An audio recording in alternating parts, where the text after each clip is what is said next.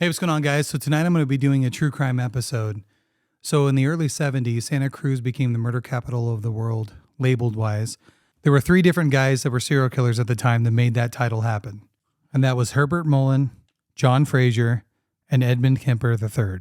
So tonight I'm going to be talking about Ed Kemper, or better known to some of you guys as the Co-Ed Killer.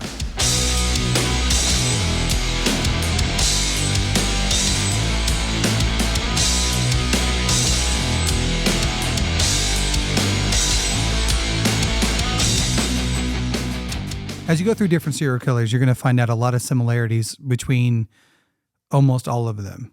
Did they hurt animals? Did they play weird sadistic games? Did they have fascinations that don't quite line up with the normal childhood experience? Ed Kemper follows pretty much every single one of those MOs. Before we get into the story, I do want to say that viewer discretion is advised in this episode. I'm going to be covering certain things about this story. Not all the gruesome details, but some details nonetheless are going to be extremely disturbing, hopefully to actually every one of you guys. I hope it's disturbing to everybody. But you've been warned. Born on December 18th of 1948, Edmund Kemper was born to his mother and father who had a tornadic, if you will, relationship. His relationship with his mom is probably the catalyst for this entire situation. Not blaming her for everything, but as you'll hear about the story, Ed sure did. His mother was a terrible woman, according to a few different people, including Ed Kemper's father and obviously Ed himself. His father at one point said that it was better to be a suicide bomber at the war than it was to be with his mother, his wife at the time. So his mother would berate Ed all growing up, say that he was never going to be good enough. He was never going to be able to satisfy a woman. He was never going to be anything to anybody. He's a piece of shit, on and on and on, along with physical abuse. He definitely had a very troubled childhood, let alone any parent, especially a mother to a son, would be that concerned at an early age about being able to satisfy a woman, or he was ever going to be good enough for a woman, is awfully personal. She hated Ed. She'd make Ed sleep in the basement. There's interviews out there where he talked about in particular that it felt like he was being sent to hell every night while everyone else got to live up in heaven. He was the middle child. He had two sisters at the time. Him and his two sisters used to play pretty troubled games, in my opinion. He would wrap his sisters up in a rug and then watch them struggle to get out without any help.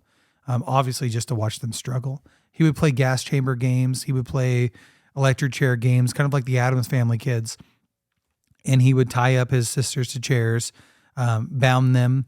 He also was very fascinated with hurting animals, like most young serial killers. You can find in their history that they tortured young pets. Ed actually buried his family cat alive and then dug up the cat and then dismembered the cat and then played with its remains. So a lot of troubled things happened like that. When he was young, one of the things he said in particular that got him inspired or excited, he was around 8 years old. He saw a magician once and he called up a young gal to a guillotine. And he said the girl was laughing and smiling and she was so beautiful. And obviously the blade of a guillotine comes down and chops the head off. Of course, it's a magic trick, so it didn't really happen. But that really got him going into this whole decapitation fascination. During his childhood, his dad would leave the home, leaving Ed with his mother and the two sisters, of course. And at around 14 years old, Edmund, already being 6'4", would run away from home to his father's house. His father already moved on, already had a new wife, starting a new family at that point. And Ed being there was too much of an inconvenience to his new wife. So she sent him off to live with his paternal grandparents. Around 15 years old, he had a .22 rifle that his grandpa gave him to kill random animals on their farm during an experience with his grandma, who at the time Ed was hoping was going to give him the love he never got from his mother. Finally, he was going to get some kind of woman figure in his life that was going to treat him well. And according to Ed, his grandma was just as mean as his mother. And during an argument one day, he shot her in the head 3 times. Fearing that his grandpa was going to come home and have a heart attack seeing his wife slain, he killed his grandpa in the driveway before he could even enter the home. He drugged the bodies inside. He ended up calling his mom and asking, "What should I do? I just killed my grandparents." She advised him, "Call the cops or I will call the cops." So, of course, he called the officers. At 15 years old, he was arrested. For the next few years during his incarceration, He tested his IQ. He would end up eventually having an IQ of 145, but he tested genius levels at that time at 130. Learning how to work the psychology, learning all the certain skills and how to answer each question properly. At 21 years old, on his actual birthday, he convinced everybody to let him out of juvie. The one thing that they did warn him to do was not to move back in with his mom, not to be around his mom, given their terrible relationship that they had with each other, which eventually he would, of course, do. He did have a roommate from time to time, but Ed, now being a free man, he dreamed about becoming an officer. At this point, Ed was 6'9", too tall to be an officer at the time, so which devastated him. So what do you do at that point if you're, already a troubled young man, can't follow the law? Which, I mean, thank God he didn't become a cop, right? He goes out and gets himself a motorcycle, and he cruises around. He's got a bike, like a road cop, like one of them Stadies out there, you know what I mean?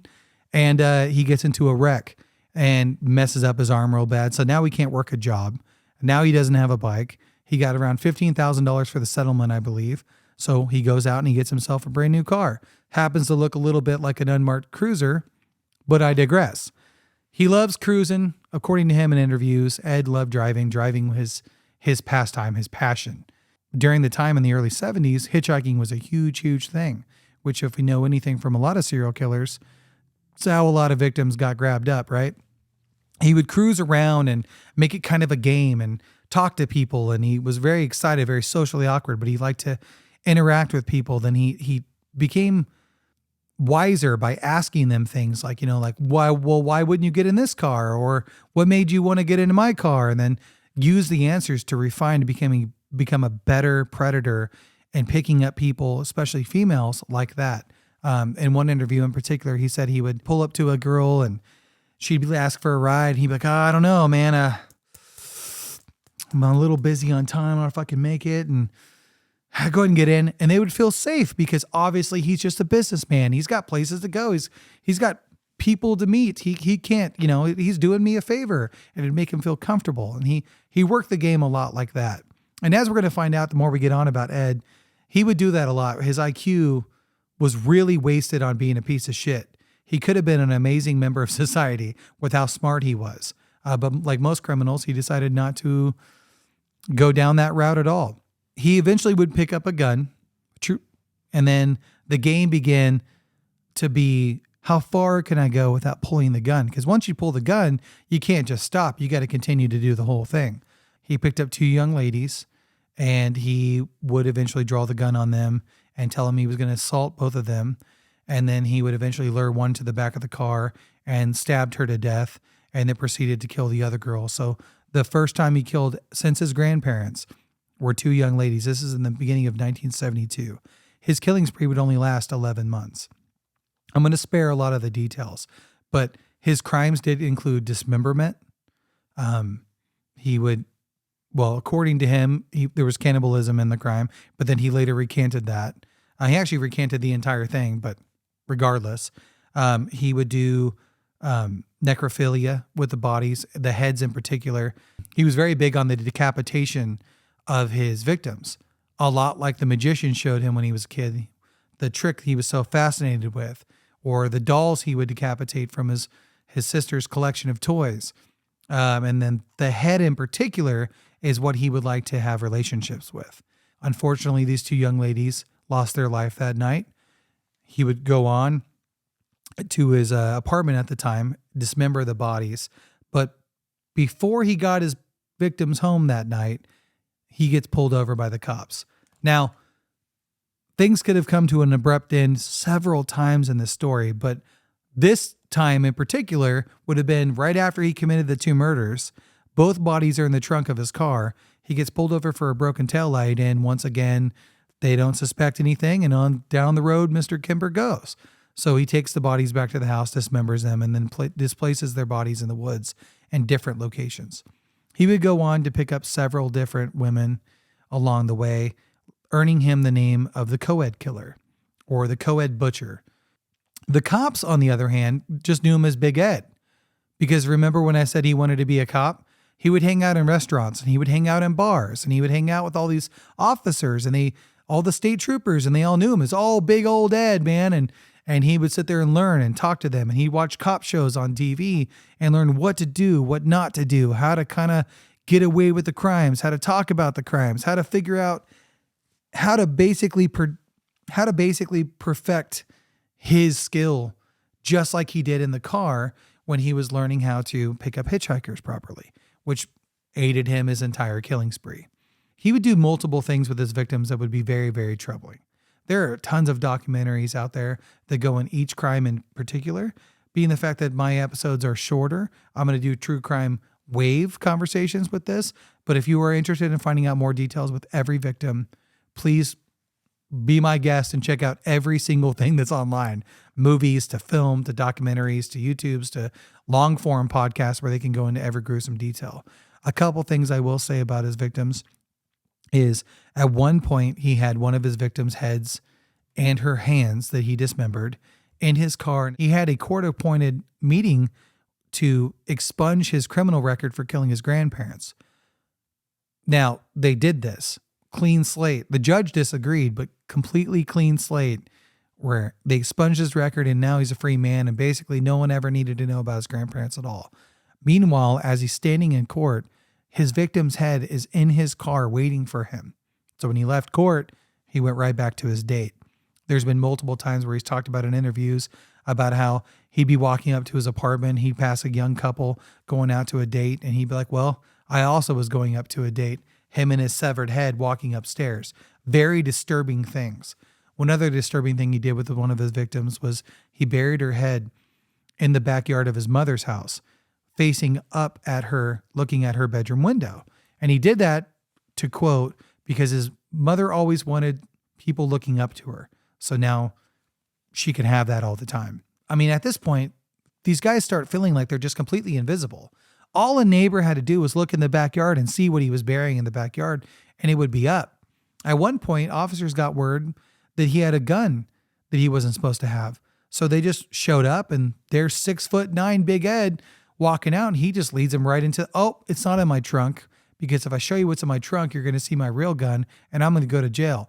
But what you're talking about is the one in the house. Oh, let me be really careful with that, because in the closet next to the gun that I'm giving the officers that are in the room, I have evidence from all these girls that I have murdered right there in the closet. There's so many close calls with all these serial killers all along the way that with my normal life, I don't even understand the stress level, how you could even be even a productive person ordering food with the amount of stress these guys had to have. And it just shows you one of the main reasons why people like myself are so interested in these stories, interested in these people, is because I can't fathom how someone could do this to another living soul, let alone deal with the just basic stress of being that close to being caught that many times, that rush that they get. No, thank you. Leading on to his final two victims. And this is where we're going to get really graphic. So viewer discretion advised before this part as well. His mother was an administrative assistant at the University of California, mainly in part earning him the co-ed killer. At one point, he even used her parking pass to pick up his victims. His mother and him, like I mentioned, had a very turmoil relationship. She hated him. She berated him, even asking about college girls. Hey, can you introduce me some of the girls at your school that you work at? You're never going to be able to satisfy these women. They're way too good for you. You're a piece of shit. Blah, blah, blah. All the way up until the last day when they even had their final fight. And Edmund has said during interviews that he walked into the bedroom and she went out and got sloshed that night, and she's reading a paperback, and she looks up at him and goes, well, I assume you're going to want to talk all night. And he goes, nope. No, I'm not. And he said he went to the room because he just knew in that moment he was going to kill his mother. So he waited a few hours for her to go to sleep, and then he entered her bedroom while she's sleeping with a claw hammer and proceeded to bash her to death. But he didn't stop there. He did what he did to all of his victims. He dismembered her, decapitated her. He performed sexual acts with her head. He put her head on the fireplace mantle and actually threw darts at it using a dartboard. At one point, I believe he said he in those moments, he wanted her just to wake up and talk to him. But then at the same account, the final thing he really did to his mom that I find extremely disturbing is he ripped out her vocal cords and her tongue and he put it in the garbage disposal to, quote, make her finally shut the fuck up. And somehow in that madness, he thought, I'm going to call my mom's friend. So he called his mom's friend over to the house. She comes over. Shortly after entering the house, he strangles her to death and then pulls her into the closet. Later on that night, he lays down with her corpse at night. And then the next morning, he takes her car and he leaves. Drives a little bit, rents a new car, and drives for 3 days, only stopping for soda and gas, as he says, before he finally pulls over in Colorado, where he realizes, I'm just going to call and turn myself in. I've been driving for days, expecting this to come up on the radio about how these murders happened, and it never did. So he called Santa Cruz Police Department and goes, hey, I'm the co-ed killer and I killed my mother and her friend, and this is where they are. And they're like, oh, you're such a prankster, Big Ed, ha ha ha, hanging up on him. He had to call back several times before an officer finally went over and did a wellness check at his mother's house, discovering the incredibly blood-soaked place, and then they finally picked him up in Colorado. Ed Kemper serves 8 life sentences. They got rid of the death penalty right before him, where he still lives today in California. He's 75 years old. He has really moved on into the history books for what he has done, for sure, being not the most prolific serial killer, being one of the most disturbing, in my opinion. Back in the day, the FBI would just kind of discard you. Police departments would just discard you. You were this horrible killer. They would just throw away the key, FBI started getting wise to going, hey, maybe there's a method of madness to these guys. Maybe there's a psychology that we should really try to find out with these psychopaths. What did they do when they were kids? Did they hurt animals? Did they have a good relationship with their parents? How did they act in school? So forth. And then learning about MOs, about how they think about things. Did they stalk things? Like Ed Kemper, for instance, I didn't mention before, got in trouble when he was in the 2nd grade using his father's bayonet, stalking his second grade teacher. Things like that are very big warning signs along the way, okay? Clearly, he had a huge hatred for his mother, and he had a huge vengeance against her. And once he committed that murder, it was done for him. There was no need to keep on killing these young ladies. That there was even a time where they asked him, after you killed your mother and you saw an attractive young lady, what did you think? He goes, well, half of me goes, I think that what would it be like to date and marry this person, or, hang out with this gal or talk to her? And then the other half of me goes, I wonder what she would look like with her head on a stick. And clearly our system failed a lot. But his parental system failed a lot as well. And I think that you can really look at how he's berated as a child, his relationship with his mother. And unfortunately, as sad as it is to lose any kind of life, especially his mother's, I believe if he would have just killed his mother to begin with, we would have a lot more innocent people walking around right now that did not deserve the fate that they had. So more importantly, I'm going to go ahead and put the victims up on the screen right now. So these victims are the lovely ladies that he unfortunately snuffed out before they had a chance to really shine in their life. So please take a second to look at all these names and just know that from 1972 to 1973, these were the victims of his horrible, horrible existence that he had. It's really scary to think about.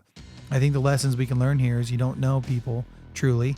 Master manipulators are everywhere. And for God's sake, don't hitchhike.